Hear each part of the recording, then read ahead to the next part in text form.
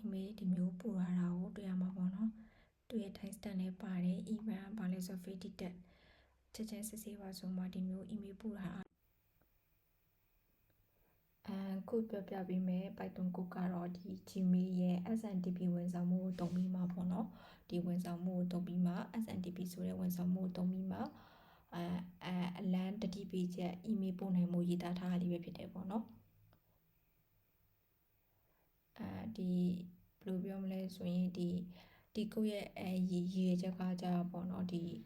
မေးတမေးရှိရဲ့ကိုမေးတမေးကိုတုံးပြီးမှဒီအလန်းပေးရနဲ့ကိုသူ့ရဲ့မိသားစုဝင်နေနဲ့အိမ်နာချင်းတွေကိုမေးပို့မယ်ပေါ့နော်မေးတစ်ခေါက်နဲ့ပို့လို့ရပါပေါ့နော်မေးအများကြီးပို့မယ်ပေါ့နော်အဲ့ဒီလိုအပ်တဲ့အချက်လက်တွေကိုသတ်မှတ်ပေးထားဖြစ်တယ်ပေါ့နော်ဒီမှာဒီပို့တဲ့နေရာမှာလည်းချွေးမှုရှိရဆိုရင်20စက္ကန့်ချိုင်းမှာ3ချိန်အထိထပ်မံကြိုးစားမှာပို့ဖို့ပြောထားရပေါ့နော်ဒီစနစ်ထိပ်တင်မှုကကြာပါလဲဆိုရင် email ပို့တဲ့လုပ်ငန်းစဉ်တွေကိုလွယ်ကူချောမွေ့စေနိုင်တယ်ပေါ့နော်ဒီဘယ်လိုလုပ်မလဲဆိုတာဆက်ရှင်းပြမယ်ပေါ့နော်SNTP ဘယ်ကနေစမလဲဆိုရင် user ကနေစမယ်နောက်တစ်ခုကuser SNTP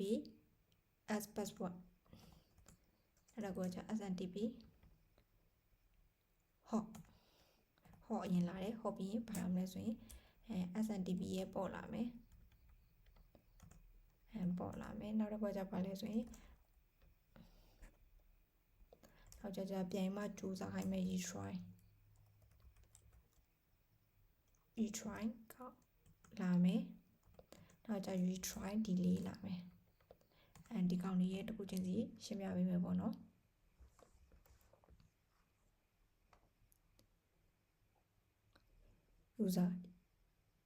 user လို့ပြောတဲ့နေရာမှာဒီအကောင့်ကနေမှemail ပို့ပေးမှာပေါ့နော်email ပို့ပေးမှာမို့လို့ဒီကိုရဲ့တစ်ခေါက်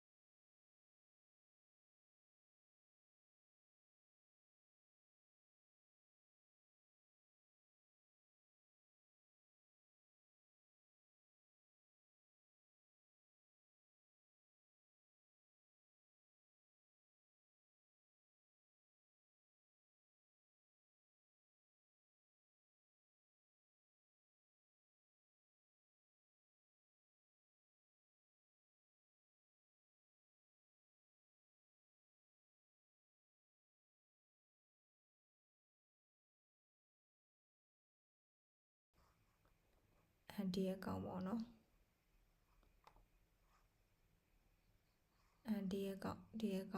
ဒီ ဒီရေခန်းဆန်ဆိုတဲ့အကောင့်ကိုထည့်ပေးရမယ်ပေါ့နော်ဘယ်ကနေပို့ခြင်းလဲပေါ့နော်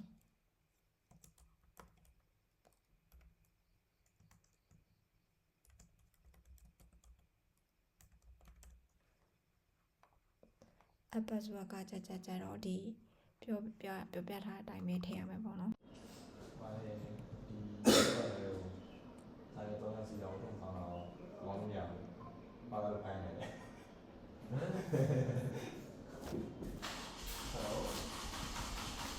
ဘာမှမလုပ်ရ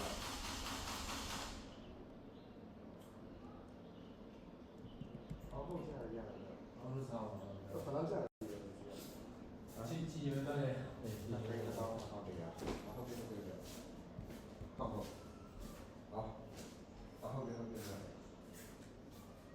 ဆိုရင် password ကနေယူထားပေါ့နော်သူ့ကိုစက်တိုက်ရေးပေးရမယ်ပေါ့နော်ဘယ်လိုမျိုးအားလဲဆိုရင် no space မှာ no space 16ကတိုက်ဖြစ်ပြီးမှဖားလဲဆိုရင် no space ပေါ့နော် SNTP ဟော့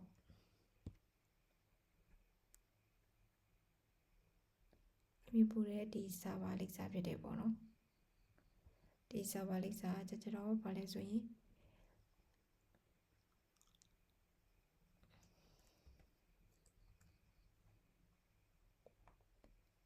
ဟော့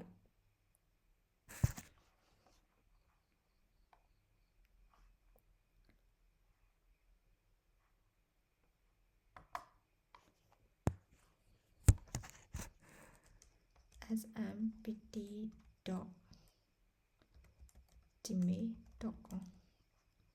ပေါ်ကြတော့ဘာလဲဆိုရင်သူကじゃ587ပေါ့နော်ဒီ587ဆိုတော့ဘာလဲဆိုတော့ကြတော့ email ပို့ဖို့ဆက်သွယ်ရမယ့် server ရဲ့ number ပေါ်ဖြစ်တယ်ပေါ့နော်587တော့လုံခြုံရေးဒီစနစ်ရဲ့ DNS ရဲ့ squishing code ဖြစ်တယ်ပေါ့နော်တော့ကြတော့ delay ကောက်delay ကောက်ကကြတော့3ကကြဘာကိုပြောလဲဆိုရင် email ပို့တဲ့အခါမှာတော့တခုခုမှရင်သွားရင်3ချိန်အထိပြန်ထပ်ပို့ဖို့ကြိုးစားမယ်ပေါ့နော် retry ဆိုတာပြန်မကြိုးစားခိုင်းတဲ့ပုံစံပေါ့နော်နောက်တော့ကြ retry delay ရကြဘာလဲဆိုရင်သူပြန်ပို့ဖို့ကြိုးစားတဲ့အခါတစ်ချိန်နဲ့တစ်ချိန်ကြာဘယ်လောက်အကွာဝေးချမလဲဆိုရင်2စက္ကန့်အကွာဝေး6စောင့်မယ်လို့ပြန်ပြောထားရပါတော့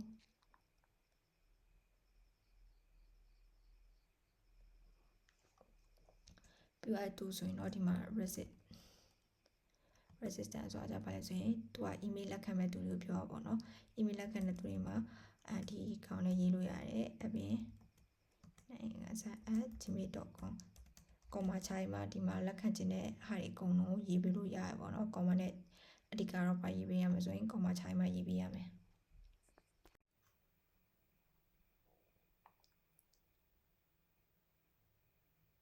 ဒီကောက်ကကြာတော့ဒီဥပမာအဖြစ်ဒီစောင့်ကြည့်ကင်မရာစနစ်တော့အာရုံကန်စနစ်ကနေမှအေးပေါ်ခြင်းနေပေါ့နော်ဥပမာဆိုရင်လူလဲကြာခြင်းလိုမျိုးကြီးတွေ့ရှိရအခါသတ်မှတ်ထားတဲ့လူတွေစီကိုချက်ချင်း email အလံပေးပို့ပေးဖို့အတွက်ရေးထားတဲ့လှုပ်ဆောင်ချက် fashion တစ်ခုဖြစ်တယ်ပေါ့နော်ပထမဆုံးအခြေအနေနဲ့ဆိုရင်ခုနကရေးထားတဲ့ဒီ .env မှာရေးထားတဲ့ဟာတွေကိုဒီ.env မှာရေးထားတဲ့ Gmail account ရဲ့ဒီဟာတွေကိုယူဖတ်ပြီးမှဒီ Python version တစ်ခုနဲ့Gmail SNTP server တစ်ခုချိန်ဆက်မယ်ပေါ့နော်ပြီးသွားပြီဆိုရင်ဒီထဲမှာသတ်မှတ်ထားတဲ့လက်ခံမဲ့သူတွေစီတွေကိုသူက email develop တဲ့ email ပို့ပေးမယ်ပေါ့နော်နောက်ဆုံးအနေနဲ့ဆိုရင်ဒီ program ကိုရလိုက်တယ်ဆိုတာနဲ့ဒီ fade test ဆိုတဲ့ section နဲ့ပေါ့နော်ဒီတိုက်တယ်နဲ့ပေါ့နော် suggest ဆိုတဲ့တိုက်တယ်နဲ့ဒီတွေ့ရပေးချိန်မှာဖြစ်သွားတာလေပေါ့နော်ဒီ event info ပါတဲ့ email ကိုဒီလက်ခံသူစီရဲ့ email address တွေစီကို develop နဲ့နောက်ဆုံးမှာပေးပို့သွားပေးမယ်ပေါ့နော်ပထမဆုံးအနေနဲ့ဘယ်လိုစာရေးမလဲဆိုရင်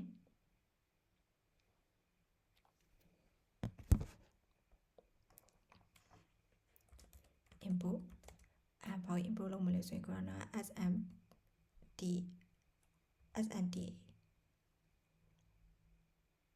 SNT PNIP ဒီကောင်ကို import လုပ်မယ်ပေါ့နော်သူကကြပါလဲဆိုရင်SNTP SNTP email ပို့တဲ့ SNTP protocol ကိုကင်တွယ်ဖို့အတွက်ပေါ့နော်ခုနကSNTP နဲ့ရေးထားရပေါ့နော်အဲအကောင့်တွေကိုကင်တွယ်ဖို့အတွက်ဒီကောင်ကဖြစ်တယ်ပေါ့နော်နောက်ကြတော့ for email.message import နောက်တစ်ခါကျအချင်း email message ဒီကောင်ကကြပါလဲဆိုရင်ဒီ email ရဲ့အကြောင်းအရာတွေဘယ်လိုပြောမလဲဆိုရင် set check တွေ body တွေအမျိုးအစားတွေကိုပြင်ဆင်ဖို့အတွက်ဖြစ်တယ်ပေါ့နော်နောက်တစ်ခါကျတော့import ကိုသူကကြပါလဲဆိုရင်ဒီခုနက .env file ထဲမှာရေးထားတဲ့ file တွေကိုဒီenvironment variable တွေကိုပြန်မှာခေါ်ယူဖို့အတွက်ပေါ့နော်နောက်တစ်ခါကျပါလဲဆိုရင် for .env import ဘာလဲဆိုရင်လောက်ပြန်ဆွဲခေါ်မှာလောက် .env ခုနက .env မှာရေးထားတဲ့ file တွေကိုဒီကောင်နဲ့ပြန်မှာဆွဲယူမယ်ပေါ့နော်အဲ့တော့ကြပါလဲဆိုရင် input time ကကြပါတော့ဘာလို့ပေးမှလဲဆိုရင်ဒီအလံပို့တဲ့ခါကျရင်ဒီပို့တဲ့အချိန်တွေကိုမတားထားဖို့ဖြစ်တယ်ပေါ့နော်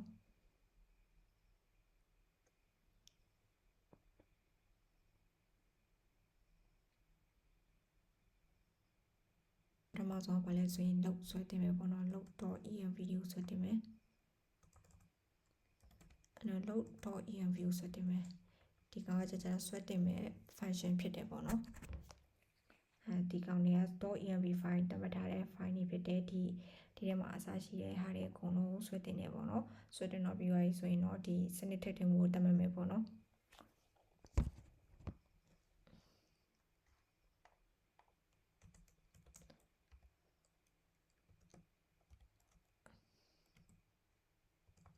မှာဝိုင်း SNTP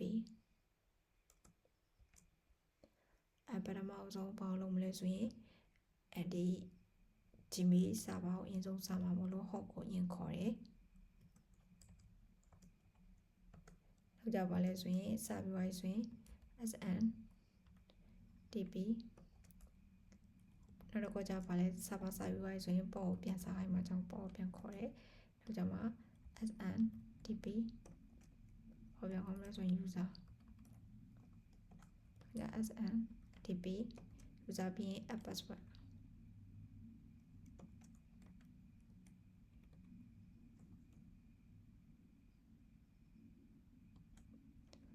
ဒီမှာဘယ်လိုဆွဲယူမလဲဆိုရင်ပထမဆုံး os. ဒါကြအသေးပဲ os.load လုံးမှုတော့ဆွဲတင်ပြီးသွားဆိုရင်တော့ get နဲ့ပြန်မှာ get env ဘာကိုပြန်ဒီမှာလဲဆိုရင်အထက်မှာရေးထားတယ်SNTP ဟောဆိုရင်မှာ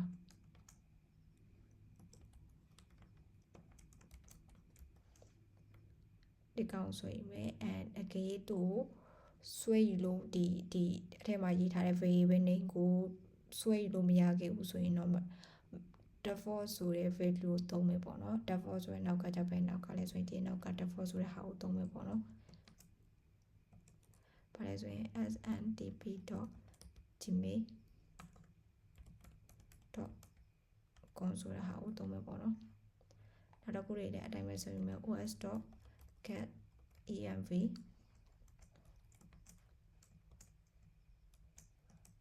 SNTP ပေါ့ကြောင့်ခုနကသူပြောတာအတိုင်းသူကဘယ်လောက်လဲဆိုရင်အကေးအကောင်ကိုဆွဲတင်လို့မတွေ့ခဲ့ဘူးဆိုရင်587ဆိုတဲ့ဟာကိုသုံးမယ်လို့ default ပြောရပါတော့သူကကဏ္ဍအကြောင်းမို့ဒီအချိန်မှာ string အနေနဲ့ဆိုနေရကြောင့်မို့သူကို integer အနေနဲ့ပြောင်းခဲ့ပေးခဲ့ရမယ်ပေါ့နော် int အဲ့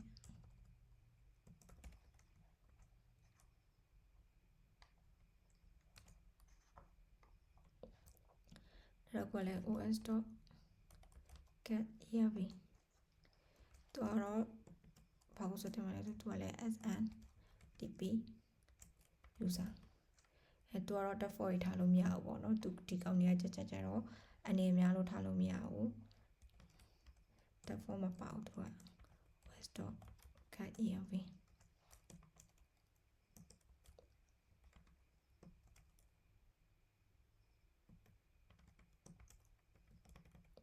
env ဒီနေရာမှာ password ကြာ Gmail ရဲ့ password သုံးလို့မရအောင်ပေါ့နော်အမှ create ပြထားတဲ့ password ကိုပဲသုံးရမယ်ပေါ့နော်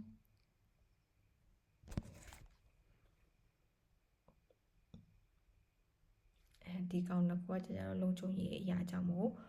.env ကနေမှပဲတိုက်ရိုက်ခေါ်သုံးရမယ်ပေါ့နော်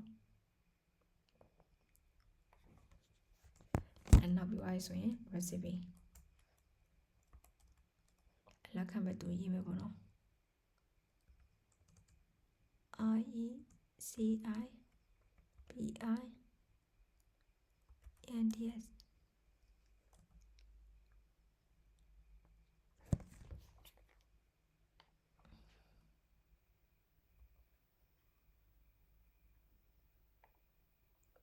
toilet was.get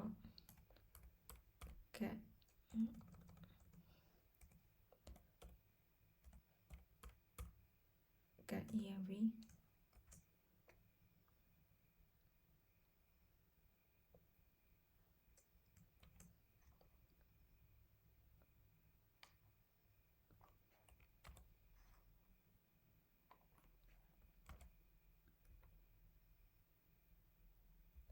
ပြပါဆိုတော့သူ့အနောက်မှာအခွန်မှာချပြီးဒီမျိုးရေးပြီးသွားပြီဆိုရင်.split တော့ကြပါလဲဆိုရင်တော့လက်အတန်းကိုယူမယ်ပေါ့နော်လက်အတန်းယူမှဒီ recipe email လုပ်ပေးမယ်ပေါ့နော်ဒီကောင်လေးပြောရဆိုရင်တော့ဘာဆက်ရေးမလဲဆိုရင်function ရေးမယ်ပေါ့နော်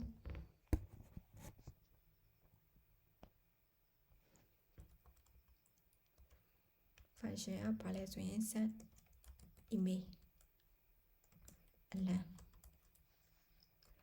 ဘာပါမလဲဆိုရင် subject ပါမယ် body ပါမယ်နောက်ဆုံးလက်ခံတဲ့သူပါမယ် RECIPINDS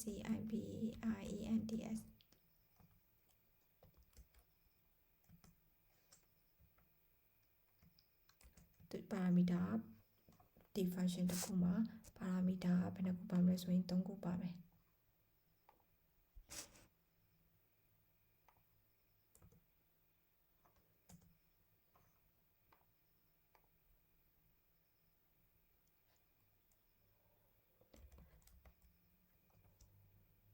message email အပေါ်မှာပြထားတိုင်း message email message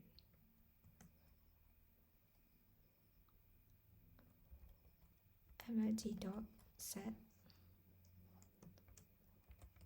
contact body လို့သတ်မှတ်လိုက်မယ်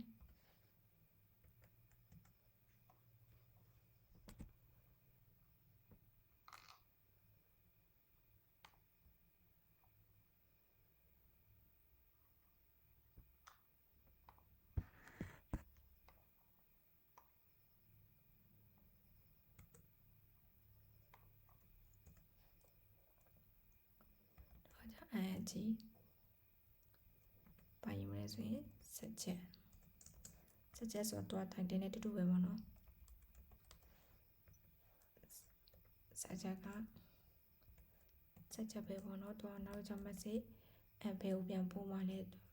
ဆိုတော့ form ဘယ်ကနေပို့မှလဲပေါ့နော်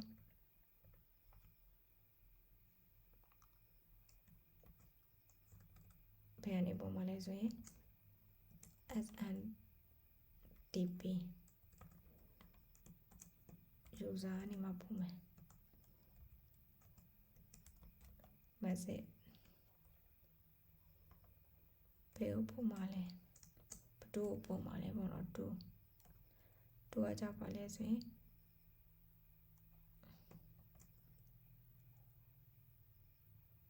comma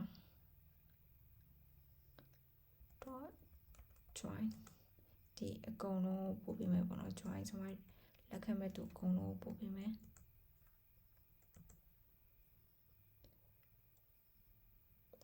ပြီးသွားဆိုရင်တော့ဒီကောင်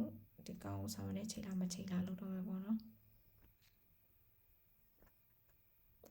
ဒီနောက်ပိုင်းဒီလုပ်ပြီးသွားဒီပထမဆုံးအနေနဲ့ဘာလုပ်ပြီးသွားဆိုရင်ဒီemail message တစ်ခုဖ န်တီးရပေါ့နော်ဒီကောင်ကပါလဲဆိုရင် email message တစ်ခုဖန်တီးရ email message တစ်ခုဖန်တီးရ email ရဲ့ဝင်ရင်လည်းဒီ email message ဖန်တီးရပေါ့နော်အပြီးဆိုရင်ဒီနောက်တစ်ခုကပါလဲဆိုရင် SNDP server နဲ့ချိတ်ဆက်မယ်ပေါ့နော်ဒီနောက်ပိုင်းမှာဆိုရင်ဘာပဲပါလာမဆို server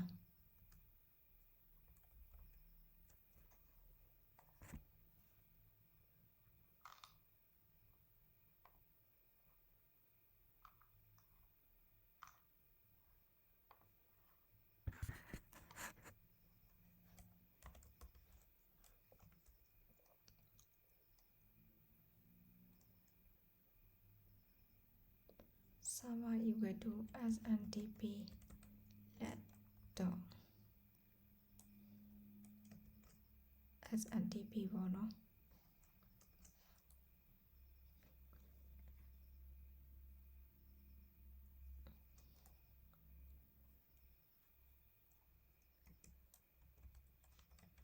ပထမဆုံးနဲ့ SNDP ဟောကိုရင်ချိန်မယ်အပြင် SNDP အပြင်ဟောချပြီးပေါက်ချိန်မယ်ဆိုရင်ပေါက်ချိန်တယ်နောက်ဆုံးပေါက်ချိန်မှလည်းဆိုရင်ဒီကောင်ကိုတိုင်းအောက်ထားမယ်ပေါ့နော်တိုင်းအောက်က30ထားလိုက်မယ်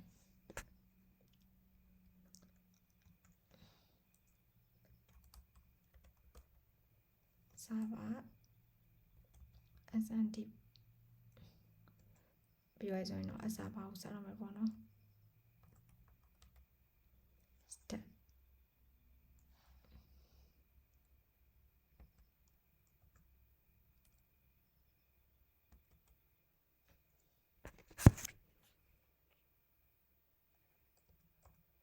TTS ဒီ server ကိုစပြီပေါ့နော်တို့စတင်ဒီ NSDN question ကိုစတင်မှာအသုံးပြုပြီပေါ့နော်အသုံးပြုရဆိုရင်server တွေကိုဘာလုပ်မလဲဆိုရင် login ပြန်ဝင်မယ်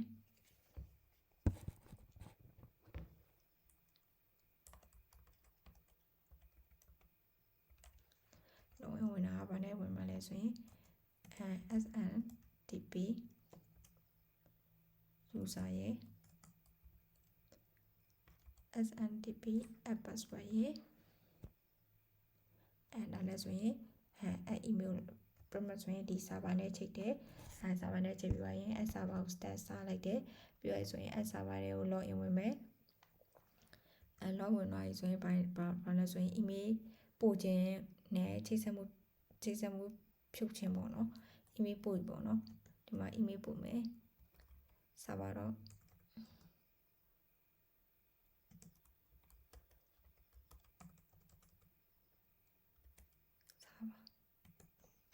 ရောက်ရဆောင်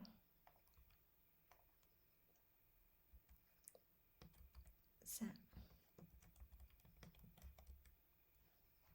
ဖောက်ပုံမလဲဆိုရင်အပေါ်မှာရေးထားတဲ့ဒီ MSG ကိုပို့လိုက်မယ်ပေါ့နော်message ပို့ရဆိုရင်server ကိုအနေမှာထွက်လိုက်မယ်ပေါ့နော် server ကိုချိန်ဆက်မှုပြန်ဖြုတ်မယ်နောက်ဆုံးပေးပို့ရဆိုတဲ့အကြောင်း print ထုတ်မှလုပ်မယ်ပေါ့နော် email send to ထိုလေးစီကိုပို့မလဲဆိုရင် RECIPI and SKDD ဒီကောင်လို့ဆိုရင် exact နဲ့ဖမ်းမယ်ပေါ့နော်အဲ့ဒါတကယ် EACE E8 exception S E ဒီပို့မရအောင်ဆိုရင်ဒီကောင်လေးတွေကိုခိုင်းတယ်ပေါ့ email ပေါ်မှာအောင်မြင် password မမှန်တာတွေ email ကို block လုပ်ထားတာဆိုရင်ဒီ error message ကနေမှ print ထုတ်ပေးမယ်ပေါ့နော်နောက်ဆုံးအနေနဲ့ကြတော့ဒီပို့ပြီးရဆိုရင်ပါဆက်လုပ်အောင်မလဲဆိုရင်ဒီ email ကို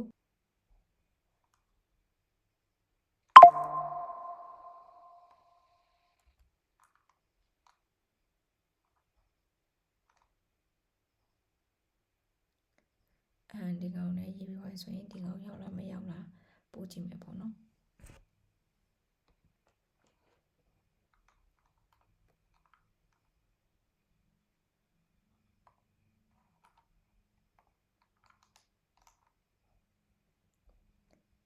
ကြည့်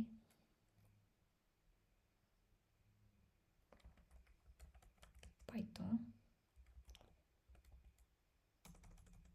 အလံ AMA AMAIM.py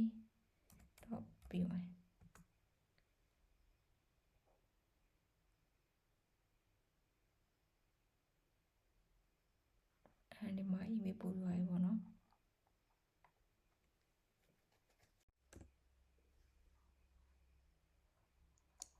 email ဒီမျိုးပို့ရတာကိုတွေ့ရမှာပေါ့နော်သူရဲ့ time stamp နဲ့ပါတယ် email ဘာလဲဆို Fedited